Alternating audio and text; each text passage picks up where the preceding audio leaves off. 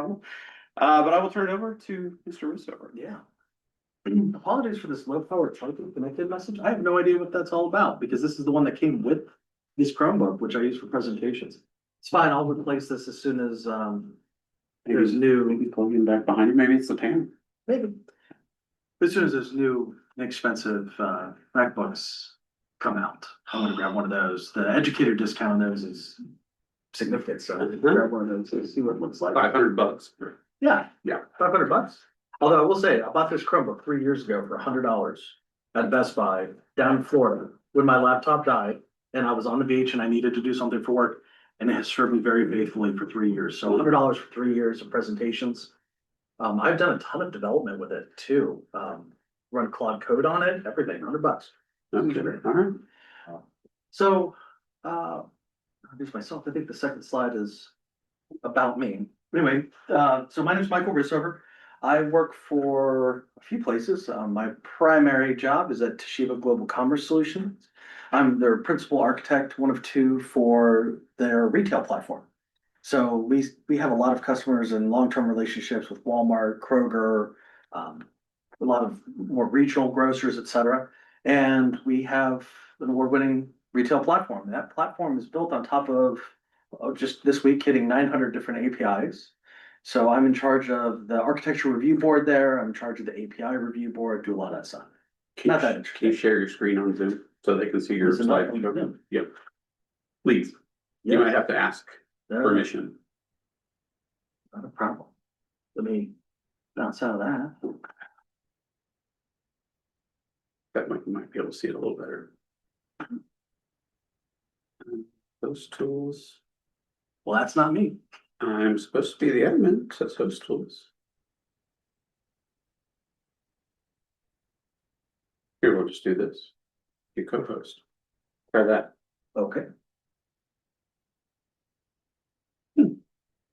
That does it.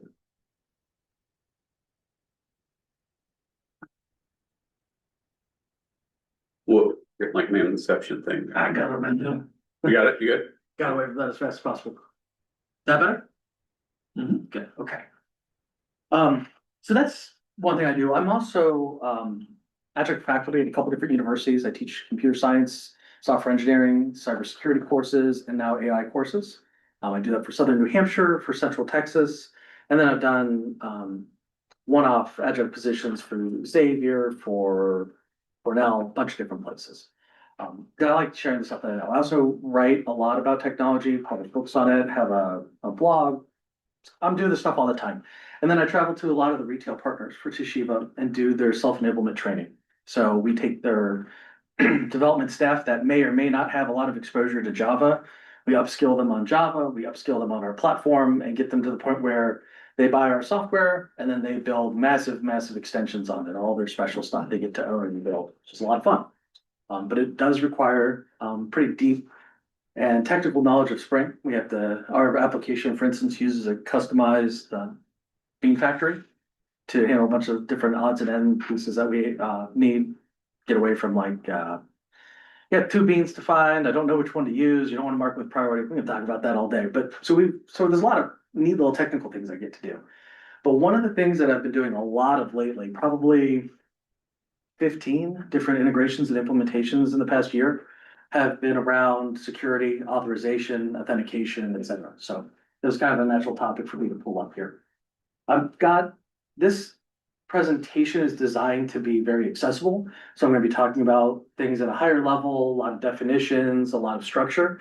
But if you have questions that are deeper, if they're questions that are tied specifically to Spring, if they're not related to Spring at all, but you want to know some things about it, well, feel free to ask those questions. I'm not just here to talk about what I've got up on the screen. So one of the problems that a lot of modern applications face, and this is true for web applications, thicker applications, single page applications, is that we end up with a huge sprawl and variety of different authentication mechanisms and authorities that have to be in place simultaneously.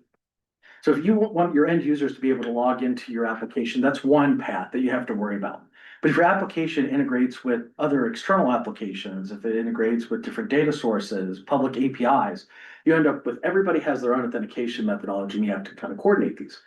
And the problem that I run into a lot when working with organizations is they have different silos where this group of the organization knows how to handle this kind of authentication. And they've used SAML for 10 years and they're never going to move off of it. This group over here is building a new application that's OAuth or OIDC with Pixie, as many letters and alphabet soup as you can throw in, and they're completely unwilling to work with the SAML folks.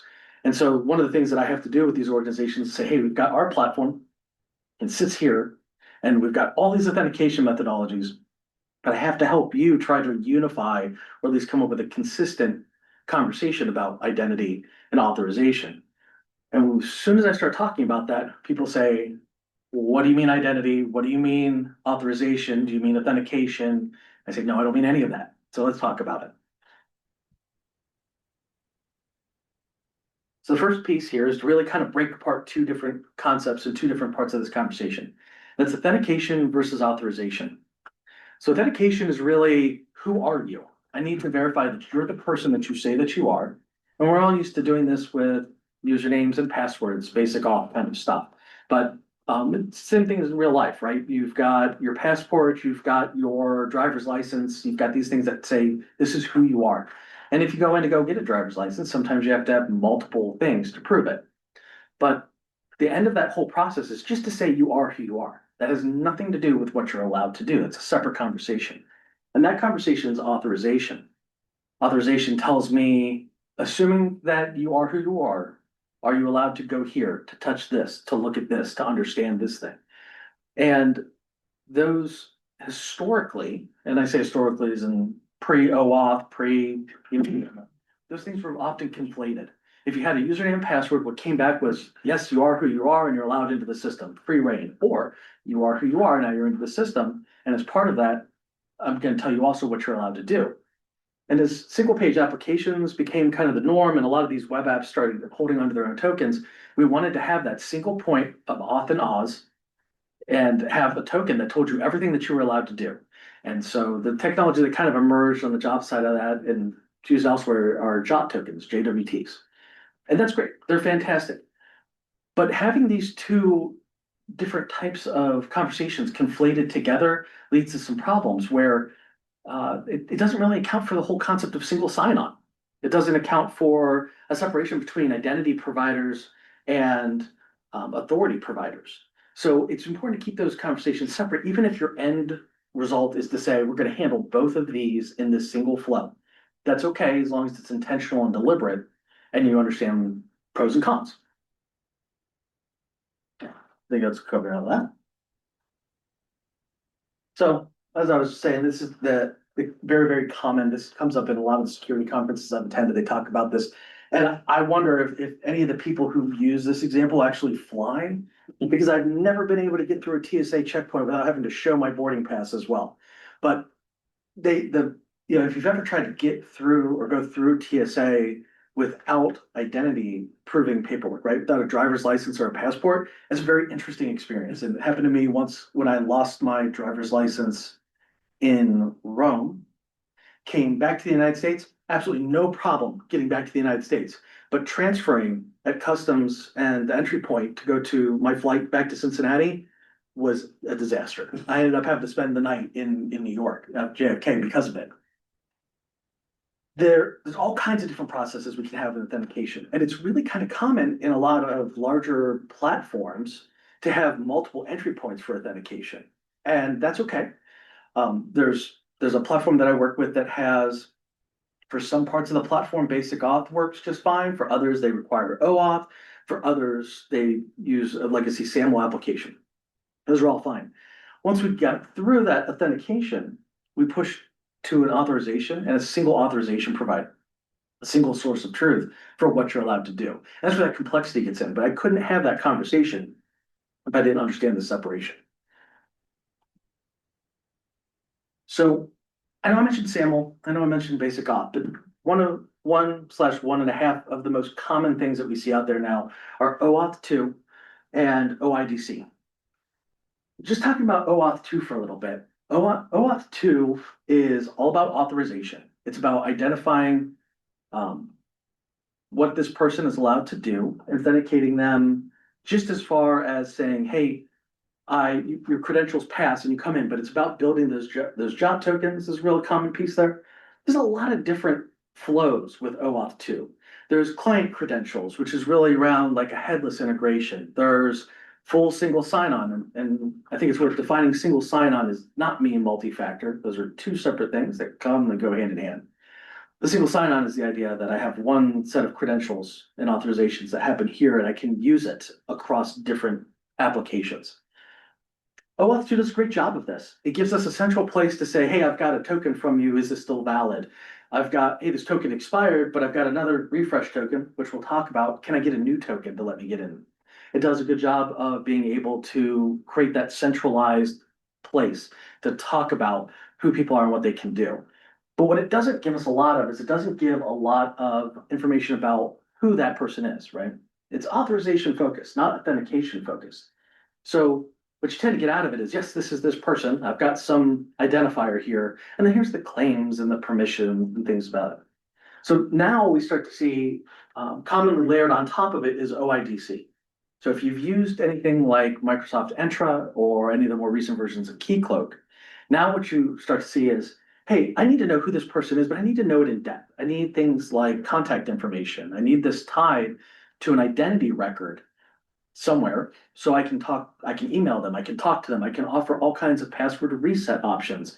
I can do things like talk about this person having different roles depending upon where they entered or what application it is. I want all of those things. And the JWT, the job token, starts to get bigger, starts to have more information in it about the person. These OIDCs never really used without OAuth. It's really a layer, an identity layer that's added to it. Now, OIDC has other authorization frameworks that it works with, but for this conversation, I really want to talk about how OAuth 2 is not really the end state. It's OAuth plus OIDC. We talked a lot. The one that I've done like 7 or 8 integrations with Entra in the past year. And Entra is an OIDC plus Pixie, PKC, which is a token exchange for security. We don't have to get into that part, but this OIDC standard is becoming extremely common. And as Azure continues to grow as a really dominant force, they've gone exclusively to this or legacy offerings through domain controller pieces if you use Azure at all. Google support, GCP support, AWS support, OIDC is everywhere, and it's very common. So there's client credentials flow in there.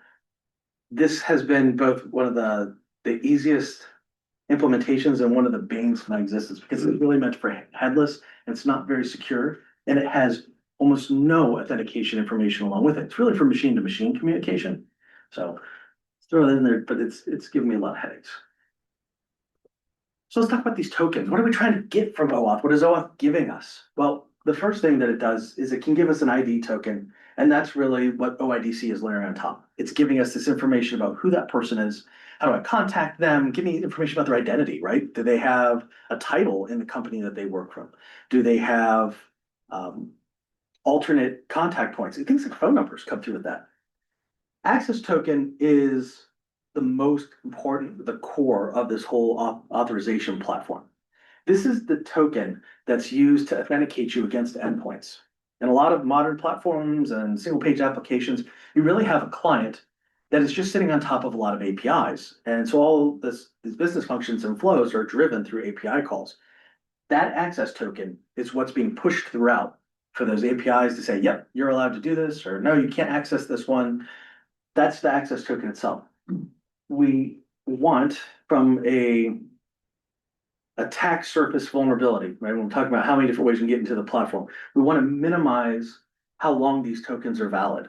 I've worked on platforms where the tokens are valid for 12 hours. I've worked on platforms where the token is valid for 2 minutes. So shrinking these down to the smallest window that you can get away with is great. Now, of course, that you want to also minimize the disruption to your user flows. So that's where these refresh tokens come into play. Refresh tokens are longer lived, sometimes very, very long lived, and all they're really used for is to get new access tokens. So whereas every API call is going to have an access token embedded in the header or passed along, the header is really a great place to put it, but It's gonna be on every request. The refresh token is not. The refresh token is gonna happen when the client tries to make a request and it comes back, hey, you're not authorized, your token is expired. That client can then start another conversation with the identity provider. So Entra, let's say, and say, I need a new token. Here's my refresh token. And it kind of shortcuts the whole going back through credentials, going back through a multi-factor flow to get a new access token. From the end user's perspective, this can all happen without them having to do any type of manual intervention. So for them, no disruption. But as far as the platform's concerned, you've got access token cycling, right? So man-in-the-middle attacks are avoided, things like that. It's hard to listen in. And there's very few calls that'll ever have this. This can be a much more secure way to do it. The way this plays out, it ends up being reducing your attack surface to very, very tiny by comparison to using access tokens and then going back through that refresh. Favor's got his hand raised on the thing. Yeah, question. Go ahead, Favor. Hey Michael, you said you send the access token with every API request, right? Yes. Do you also send Yes. the ID token? So with an OIDC and plus OAuth flow, your ID token, your access token usually get combined, and your JWT token will have both your identity pieces that are part of that Okay. and the access token. They don't have to be. You absolutely can separate that, but for simplification, usually those two types of tokens get collapsed down into one for regular API conversations. Okay. That's how you can tell who can access what, right? Yes. Cool. Yeah. Mhm. Yep. And you really want them combined because you still, as was mentioned earlier, you want to know who you are and what you can do. So Yes. it gives you the ability to go back and line up the who you are again. That's what I was wondering, because I know with the access token it can authenticate you, but you would need the ID token to know what you can do. Well, so To know that you are somebody that's in the system, just access to just just an authorization to say that I could do stuff without the notion of who I am combination is a little bit of a problem. yeah, If for the sure. system just had that, I could become a man in the middle and take the token and just with the authorization side do whatever the heck I want. Hmm. You want So them, you want them together. Yeah. Yeah, you'll cover this, right, Mike? Yeah, we'll talk about this. Okay. And then I think it's important with a good detour to have here too is when we talk about audit logging. You don't want to log any type of secure credentials, right? But you absolutely can log identity information. PII conversation aside, it's a regular thing to have a combined token where what you're actually logging, who did this action, you're pulling information from the ID token, and you can get to places where you're logging plain text names or usernames that aren't secure, that are protected like a token would be. And pushing that up to some kind of cloud monitoring, a Kibana, an Elasticsearch, et cetera. And now your logs are more human readable. You can have your end user looking at these logs and saying, hey, we had some questionable activity that took place here. This is the person, and they're able to quickly talk about that and find that person, track those things down. Because you've had a way to log every request, you've had a way to tie that back to who was doing it without having to reference any of the information from the access token, which is just another attack vector, right? When you're logging it, if somebody has access to your logging, they definitely shouldn't be able to work backwards from that to gain access. It's a very 1994 hackers kind of reference going through the logs for it, right? Hack the Gibson.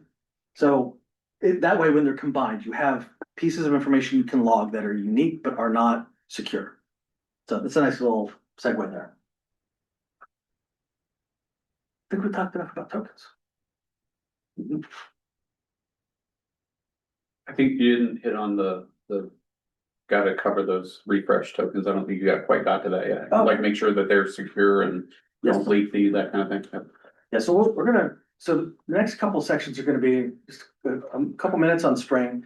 We're gonna talk about the backend for front end pattern, which is a really secure pattern to keep tokens out of single page applications and web apps completely. So that's a really great approach. And then we're gonna talk about RBAC controls, role-based access controls, and locking down endpoints. And doing that, and we'll talk about it in the Spring Java type of context. But these are all concepts that apply to any language that you're writing in, or any framework. So for Spring Security is one of the many projects in Spring, but it makes it really simple to wire in OAuth plus OIDC, et cetera, into the application.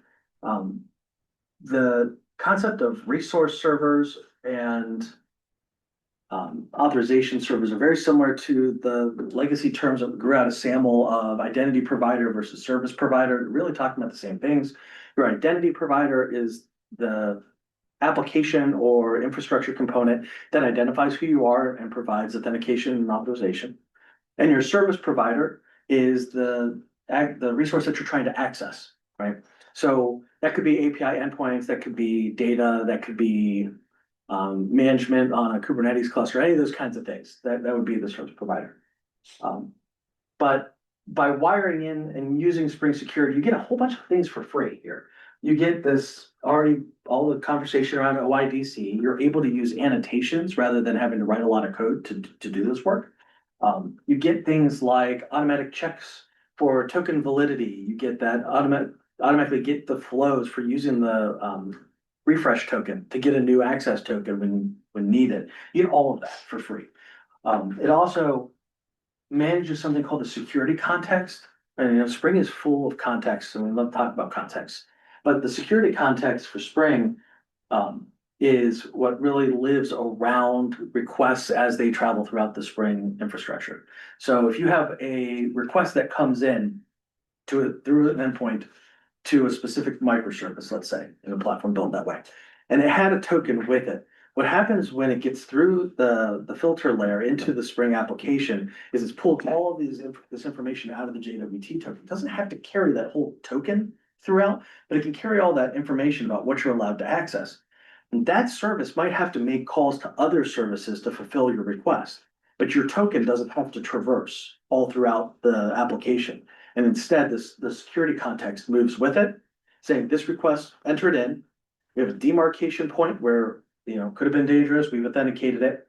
And now within, I've got all the list of things that are able to be done without having to go through that authorization, authentication of the token over and over and over as it bounces. And only as all of this resolves and is sent back are we going back across that demarcation point. It's kind of a tricky thing to think about, but it's really a DMZ, if you will, where you have to have a token, you have to have authentication authorization to get in. But once you're in, the authorization can be carried throughout without having to do the whole authentication piece again. So back to the airport example, once you have gone through your TSA checkpoint and identified who you are and what you're allowed to do. Yeah, that's a good boarding pass. It's valid for today. I see your driver's license, your passport. You're allowed back into the main part of the airport. You can go around the airport and do the things that you want to do. Grab yourself a coffee, use the restroom, go to your gate, go ahead and use that authorization piece you have, your boarding pass. That does not prove who you are, but proves that you're allowed to be on that plane. You can do all of that because that boarding pass has become your security context and allows you to do all of those things. That's really what this is referring to. So tokens sound great. Tokens are very powerful. Refresh tokens help us make sure our access tokens can be small. But how do we keep those tokens safe, right? How do we minimize man-in-the-middle attacks? How do we minimize eavesdropping? The backend for front-end pattern, the BFF pattern, is one of the ways to do this. And this, I'm going to talk about this BFF pattern for removing tokens. It's not the only way that the BFF pattern comes into play. The concept behind backend for front end is that instead of having a thicker client that's responsible for doing all these things, managing security concerns, managing a lot of information, having to know how to speak to many different APIs, we try and remove some of that from the application, keep the client as light as possible, and move that back into a service that can scale. So the backend for front-end service really isn't a domain service, if you're thinking microservice architecture. And it really isn't even a composite service. It's a client service that feeds and supports the client application and does the translation for the backend. Now, a little bit of digression again here. That is very, very similar to what MCP gets you when we talk AI and we start to talk about how do we how do we make it so that our AI applications can talk to all of these resources out there like RAG servers without having to speak the language of all of these? There's an intermediary layer there, right, which is MCP.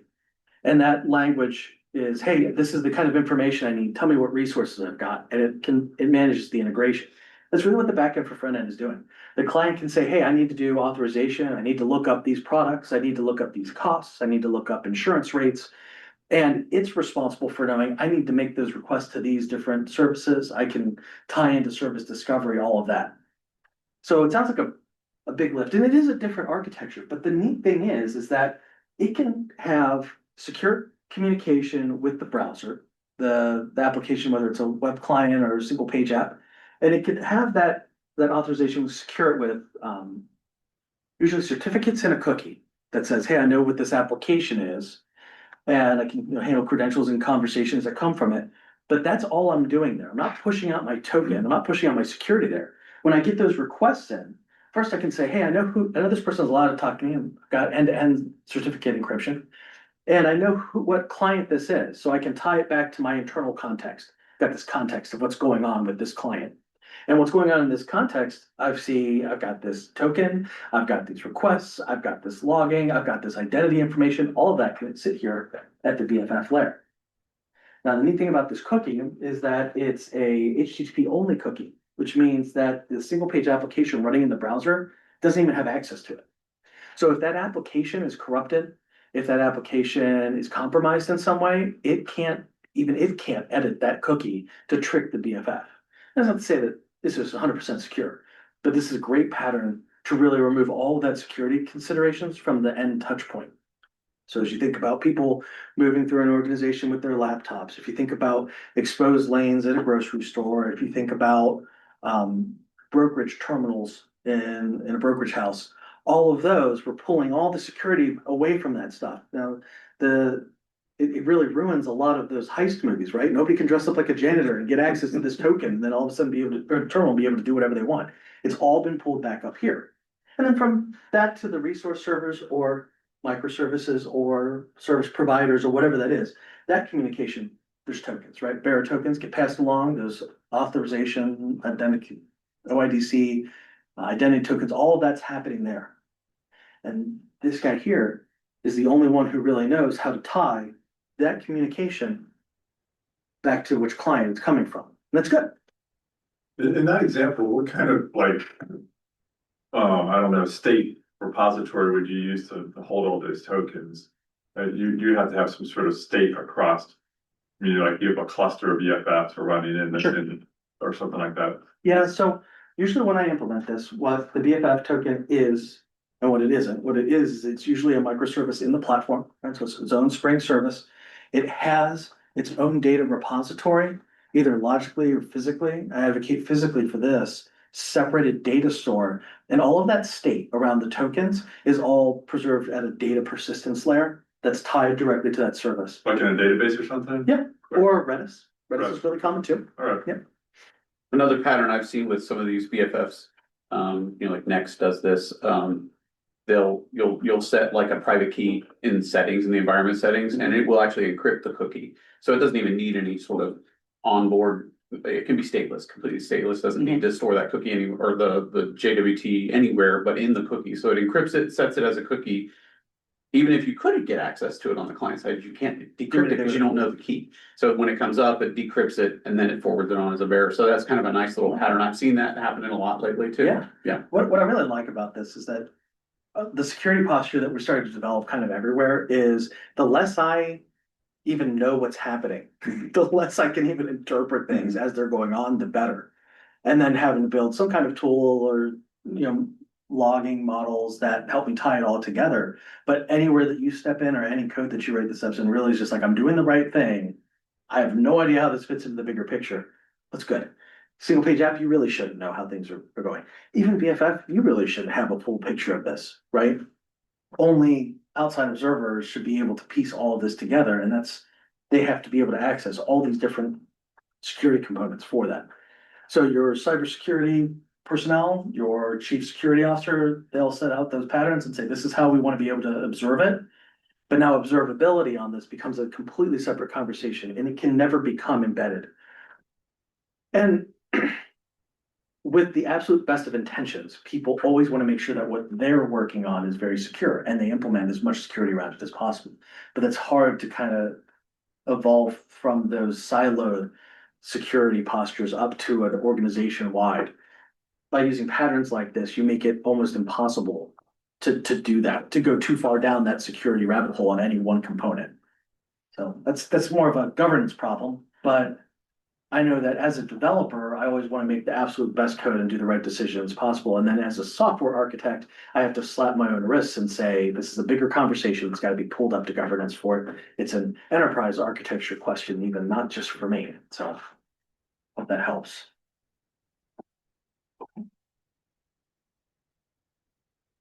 So token exchange. When you get a token, and let's say you go through your authorization process, you get a token that says these are all the things that you're allowed to do. That token may have more information than you want to share. It may have more claims available to it than are really appropriate for different applications that you are working with. Or as we do on our platform at Toshiba, we get tokens from the retailers' Entra instances that have tons of information that have nothing to do with their retail platform. If you have somebody who has limited HR access, right, for entering new people in, new cashiers at a store, and we get their Entra token, you can do work on the Entra side to limit what comes back. Or we could say, from a platform perspective, we are going to limit your tokens to authentication only and do authorization within our platform. The reason why we do that is so that we have one single authorization platform for our platform, and authentication can be pushed out for multiple entry levels. What does that look like? A cashier at the store who's walking up to a lane to ring you out for that candy bar and soda that you want is probably just going to use a very simple username and password. That manager who's going to go to the back office application is going to be balancing drawers, is going to be handling cash, is going to use something much, much more secure. And the person at the head office who's setting prices for the whole organization needs to have an extremely strict limitation around it. But if they're all authenticating against the same Entra server, sometimes these claims can get mixed up or too much information can come down. So if we use that for authentication and we push authorization into the platform, that makes things a lot simpler, because then we can talk about roles. Their role here on this platform is this, and the claims that they have are limited to that. OAuth provides kind of a standard way to do this through token exchange, but you can also do these things manually. It all depends on what authentication mechanism you have. But it's the idea of taking one token and then giving that token to an auth service and saying, I want you to take this and give me back the token for this role or this platform or this application, and have it transform it either into a different token style, different set of claims. Whatever you need. It also has the advantage of being able to say, hey, I've got another software application that has a completely different idea around roles and responsibilities, different terminology, and I don't want your identity handlers to have to learn that. They shouldn't care. I want your people to tell me what this role is at a very high level. And when it comes into this platform will translate that into the roles, the authentication endpoints, the accesses, permissions, and talk about these different ways into what makes sense. So if a service has token, let's say this is the platform that did login. Let's say it's a single page application. Hey, I logged in using single sign-on, maybe multi-factor. I've got a really secure token from this external identity provider. Now I'm going to go inside my platform. I'm going to hand it to that auth server and say, exchange this for one of mine. Now, what happens is that service now no longer has that external one. It's got the internal to that platform, and then it can hit the other services, do the things that it needs to do. When that token fails, you have to make some decisions around design here. When it expires, do you want this auth server to be able to reissue? Do you want this auth server to go external with a refresh token? Do you want this auth service to have different timeouts and length of life on tokens? There's a lot of decisions that have to be made here. But that's the hard part of this pattern. It's the decisions and making sure you've got the right security posture. Once you do that, This is really straightforward. Questions on that? Okay. So now we've gone through all this whole process of getting the right tokens. We've got the right authentication. We've got the right authorization. Now, how do I protect myself from it? So if we were to say that, let's talk about this at the most collapsed level. A role has access to certain endpoints, methods, etc. Spring makes this really easy, especially if you're using Spring Security. You can pre-authorize endpoints. You can pre-authorize methods. You can make sure that the security context, when it reaches this, has to have that role built into it. And it'll pull that out of those tokens. There's really not a lot to talk about here because that's actually pretty simple, right? You get your token, it gets devolved into the security context, pulled apart, and then you access this. Now we can make this really complex because in a large platform with a lot of APIs, number one, you probably don't want to talk about every single endpoint having roles. In fact, you might want your roles to be flexible. So then you start to have, I want to have two levels to this. Maybe there's permissions, and my permissions can all be combined into a role. So when I say, hey, this person's a manager, that means they can do these 50 things. We could talk about things at an even more fine-grained level where not just having access to these endpoints, but from an API perspective, maybe I want them to be able to do gets on this endpoint, but I don't want them to be able to do deletes. And so we can get all the way down into this very fine-grained access control level that we could roll up into permissions, that we could roll up into roles. So you can get a lot of granularity here. You can go all the way down to that RWX if you want. But you could also keep it very simple and just say, hey, if you're an admin, you can do everything you want everywhere. And otherwise have different pieces. Now, this example here, you can actually lock it all the way down to different authentications, to user IDs. You can go as far in any direction you want. I would not go down to user IDs. I was very poor coding practice, but just to give you an idea of the granularity. So how does this work? Usually you see this come from one or two directions. Either this is a completely new system and you want to define these things from day one and go through and define those security endpoints. But what is way more common, I think, is I already got something that's out there that exists and I want to start to lock it down or add additional granularity to it. So just because you start one day saying, hey, I'm going to lock this to roles here, doesn't mean that you can't get further or finer grained down to those permissions, down to RWX type RAID rights. One of the things I like to say about a lot of this stuff is where you start is not where you have to end. You could say day 0, I need to lock this down because we're not secure enough. And day 100, my goal is to say that I've got things very fine grained. Allows you to make huge jumps in security fast and then keep polishing the rock.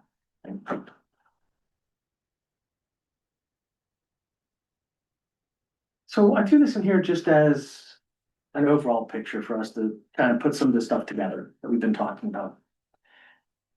Over on the left, I've got a single page application referenced in that white box. Over here, I've got API servers. Think about these as endpoints. These are service providers. And in the middle is that backend for front end solution. If you are working in a single page app or a layout that doesn't have a BFF or you're not interested in implementing that, you would just slide your single page application over into its spot. That allows your single page application or the BFF to interact with your external identity providers, Keycloak, Entra, anything that Shibboleth, if you're using SAML, to do your identity, your authentication and authorization, or whatever combination that looks like, and then to be able to make those calls against these guys. The thing that's not drawn here is that these need to have the ability to speak to that or any other auth service you have, because they can authenticate the token, say, is it still valid? Yeah, it says that it is, but I want to call this endpoint and verify that it is. So that kind of stuff happens here. But I wanted to just put this up there as a reference trust model, so instead of architecture, pull it all together.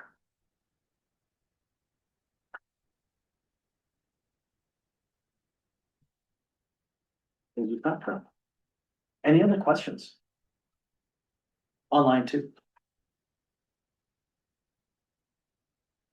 Was this helpful? Is there any area of this that you think should go more into detail? anything like that. I'm gonna take these slide decks. I know I need to provide them over, but I'm also gonna put these on my website so that they're available to people hosted. That's just michaelrissover.com. So if you want to grab these slide decks later. Can you go back 2 slides? Here? Yeah, so I've seen this pattern before with the whole pre-authorize and then has the role. And then those roles are typically like claims on the tokens, right? Yes. And then typically like where how I've seen it implemented is that the auth provider actually it's like when the JWT is generated to add the claims to the token, we actually ran it through like one of our Java services to pull like our internal information from a database and then pretty much figure out what roles that you have and then sending that back to the identity manager to then put that on the token. And then, it's like that whole flow. Is that kind of how you've seen it too? Is this how, Yes. or is that standard how it's done? Yeah, so what you're doing there is you're really doing a token exchange, except no original token.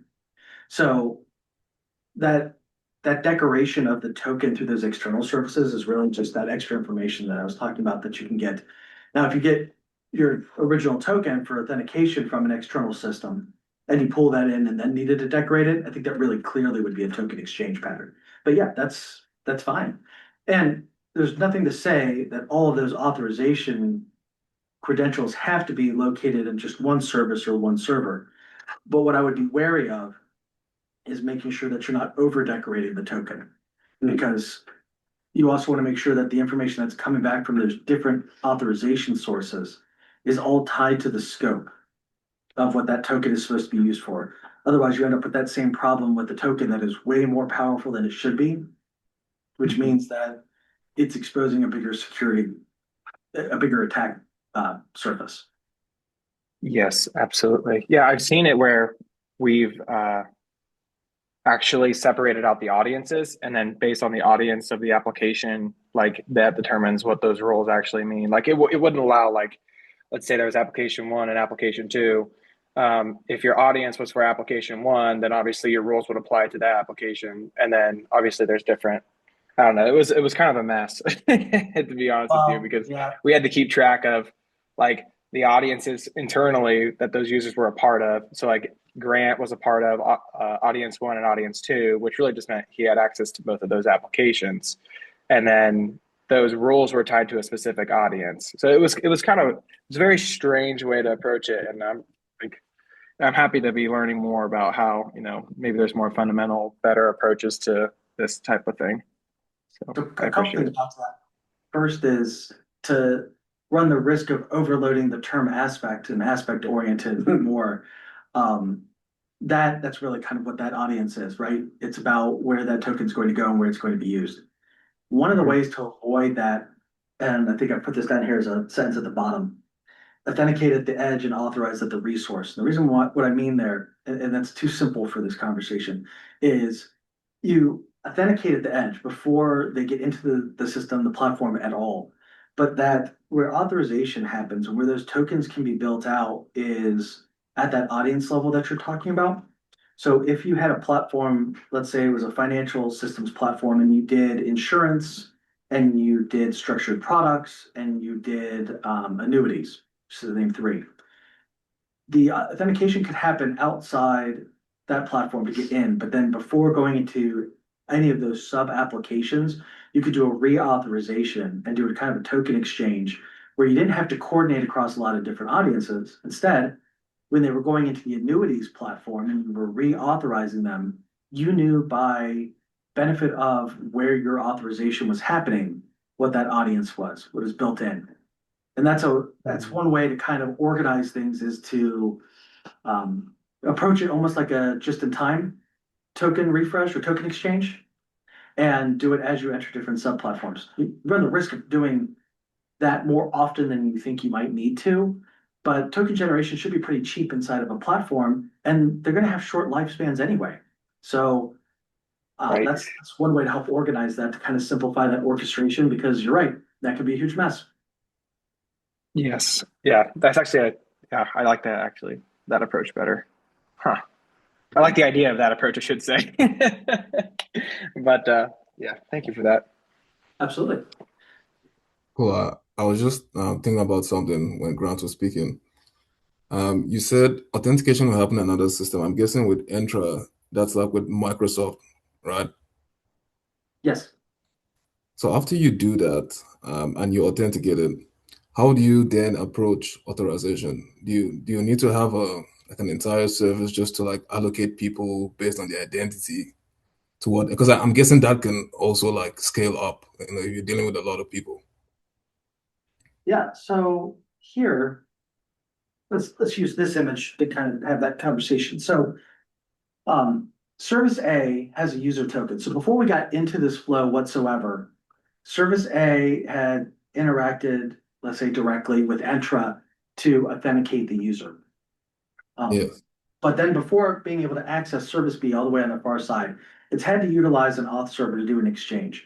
So that auth server could be a microservice in your platform that doesn't really have any idea about authentication, but Yes. understands how to build a new token off of the information that came in from service A, what it provided, but it's very Yes. tied to this service B interaction. So in the example we were just talking about, in that financial system that had annuities and insurance and structured products, you may have a single auth server, or each of those platforms may have their own auth server, but none of them do authentication, only authorization.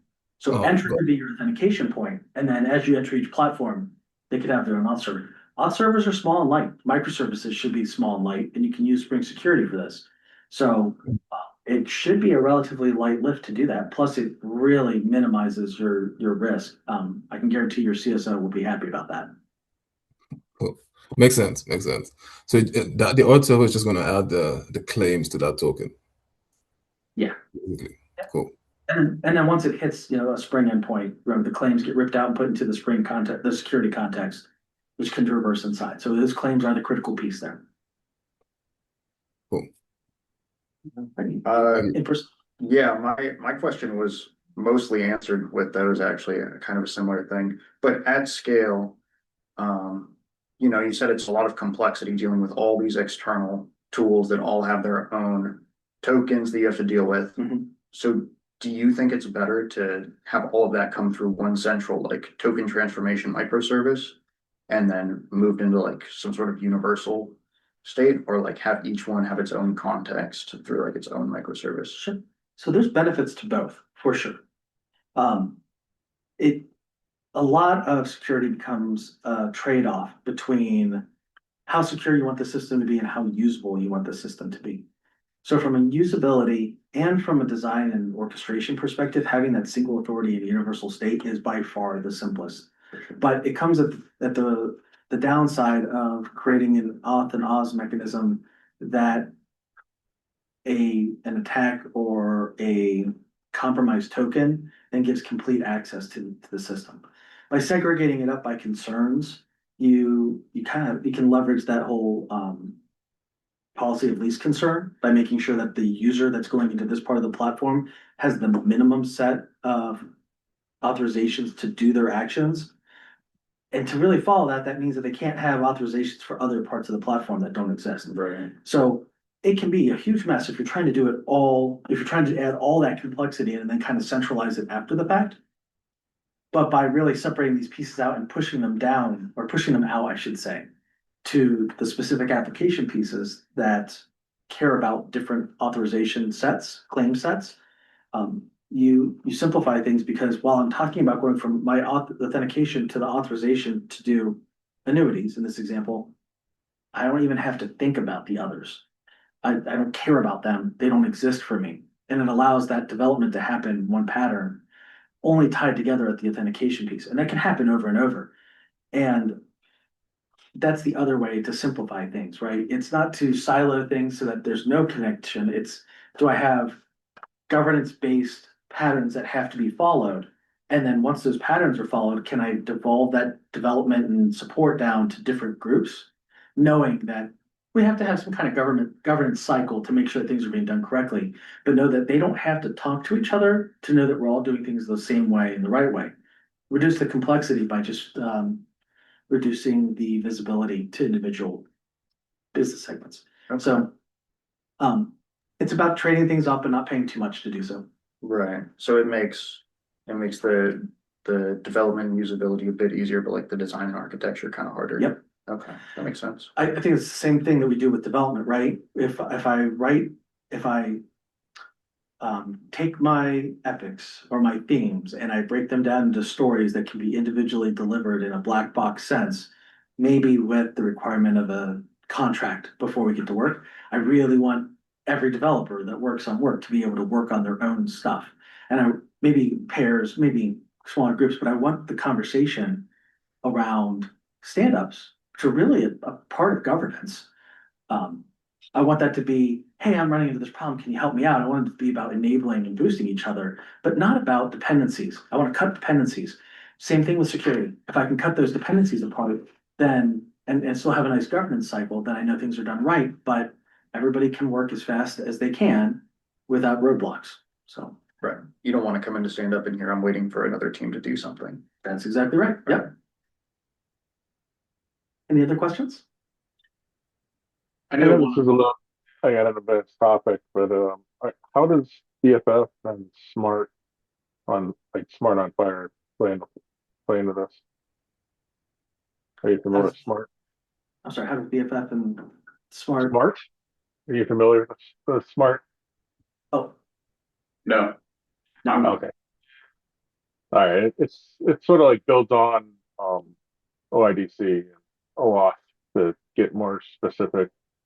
Like when you log into something and you get request a patient ID, you go through some kind of user interface and select a patient ID, and then you're scoped down to that patient ID. I was seeing how this played into BFF or not. It's more of a healthcare thing. Yeah, I think from an Oz perspective, that makes a lot of sense, and I see that evolution that you're saying there. But I have to look and to see how that plays in the BFF pattern, because that sounds like it is more effective and those flows make sense from the client application at that lower level and not removed from the end user. Yeah. But I have to look into it. I'm sorry, I can't answer that. Good question. Yeah, OIDC also has kind of the same pattern. If you're talking about smart, so like your server side would go ask for, give me the details about this thing. Mhm. So even with OIDC, when you have your auth token, it will have the OIDC. I can go look up your profile as one of the things. So when your server side, you take the the auth token and you can actually send that to the OIDC server and say, give me the information about this person. So the same sort of thing probably would happen on the smart side, but I would imagine it's a similar pattern. But you could cache that in a way by getting it, putting it in your cookie, pushing that back down to the client and say, bring this back with you when you come back, and I don't have to do it again. Sure. I would say one of the when I first started messing around with OAuth, it sounds great and it is, but you know, you see this, oh, this scope, that sounds like that sounds like roles, and let's just look, I can have one scope for everything I want to do, you know, person.read, blah, blah, blah, blah, blah. And so you start putting all these scopes into your system. Number one, you have to ask the user, you know, do you want to let people do all these things? That's looks silly when you're down to like permission level. But also that's JWT bloat, right? If you have all those scopes and you're using them as permissions, we ran into a problem. It's kind of hard to run down, but we were proxied through Cloudflare, and their proxy limits the header length. So the JWT got too big and things started we just added more scopes, and one day everything broke. We're like, what is going on? This was working like, you know, an hour ago. What is wrong? And it became too long and it was stopping the request from going through the proxy. So I love the idea of like, you know, almost like resolving down to permissions yourself inside your application. Okay, you say this, you have this role or scope or whatever, but what does that mean to us? Right. And then resolving that down to those fine-grained permissions. And you can do that in the Spring security filters when it is taking the claims from the token and building the security context. Because inside the app, there's no limit on the security context. So have to do that. I don't know what the word to use here is, but we're breaking it down and then Resolve permission resolution or resolve whatever, something like that. Yeah. Yep. At that point, and then you could do it invisibly to the application code. Do it one place in a framework piece for your platform that's happened, and then every microservice that is utilizing your framework libraries just benefits from that invisibly.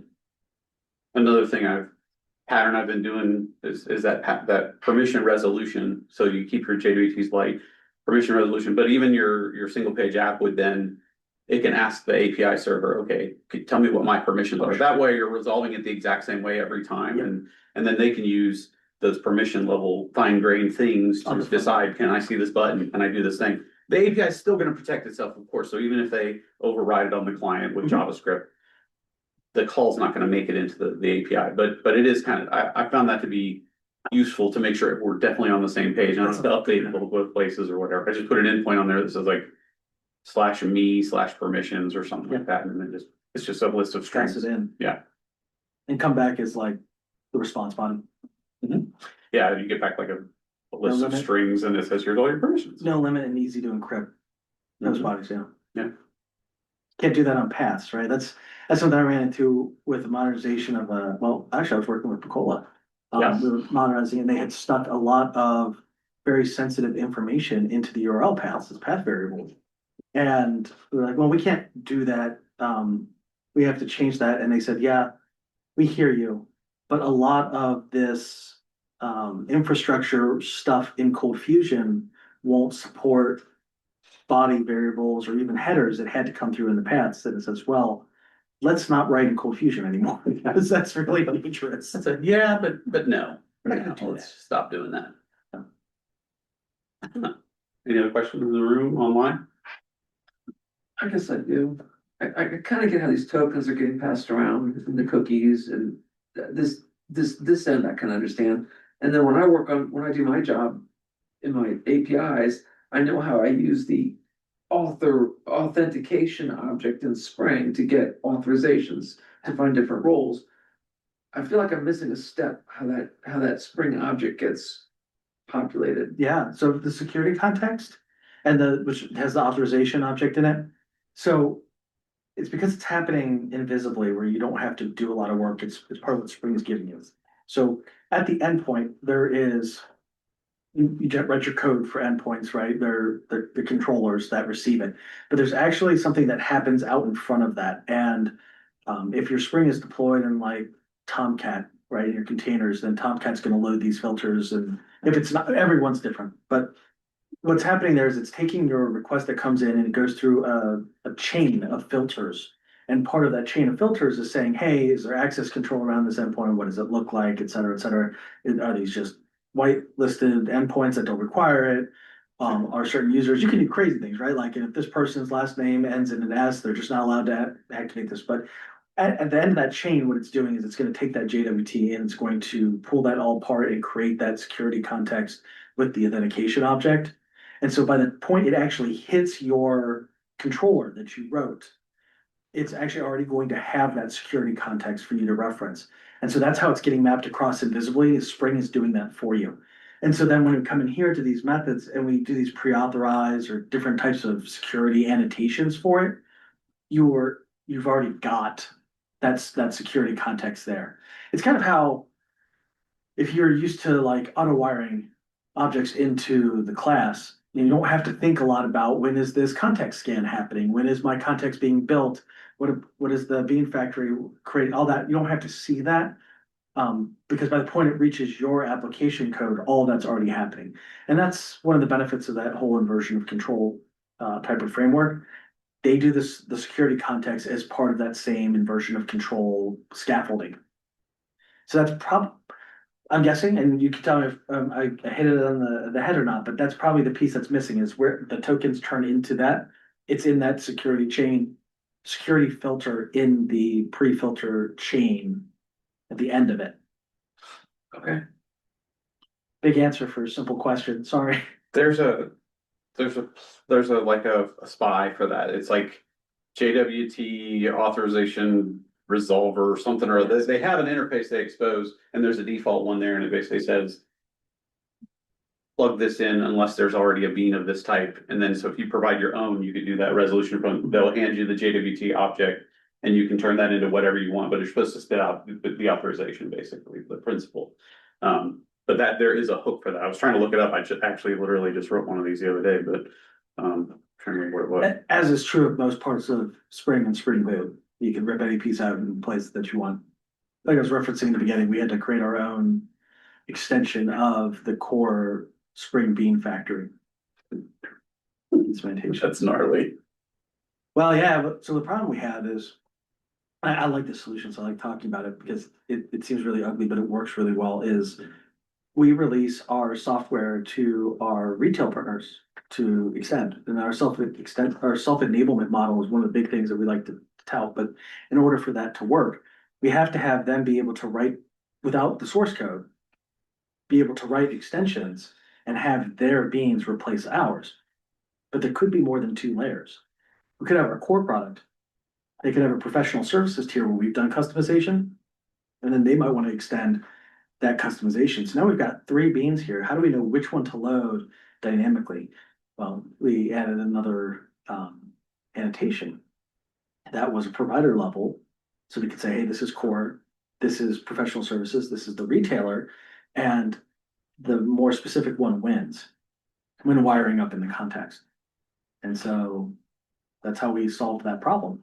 So they can extend it and then use the same beam name as the one that they're extending, but yet theirs was the one that loads. Couldn't you have used the conditional on being? We sure could, yeah. Okay. And so we do use conditional on being in a lot of places for things that we configure on or off, but that would require them to do configuration rather than just layering the code. Okay. And what the goal was to say, hey, we've also given you this Docker container. So I want you to take your code and just add another layer onto the Docker container and then deploy it with the same configuration files and everything as the one you got from ours. So we could have done a conditional load on both the ones that we ship or theirs, but then they'd also be responsible for managing those configurations with multiple tiers. Whereas this way, it's just, if you've ever written it, Yeah. you win. So you using that, you have your own annotation basically that Yeah. you just plug in there. Okay, that's cool. Yeah. That's a good idea. So yeah, the Bean Factory extension is kind of gnarly, Yeah. but being able to just use a very simple, well-documented annotation Yep. is really clean. So I always thought that was odd too. I always thought there should be an opposite of primary. That's default. sure. Yeah. Yeah. Absolutely. Okay.